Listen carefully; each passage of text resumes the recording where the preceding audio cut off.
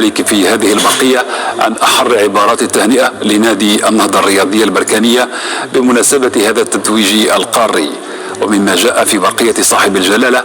وإننا لنبارك لكم بكل اعتزاز هذا التتويج الإفريقي الثالث من نوعه لناديكم المتألق، والذي جددتم من خلاله التأكيد على مثال الفريق المحترف المتشبع بالروح الرياضية والتنافسية العالية، والحريص على مواكبة الإنجازات القارية لنخبة أنديتنا الوطنية العتيدة، وعلى الإسهام في استمرارية إشعاع رفعة وسمعة كرة القدم المغربية قاريا ودوليا.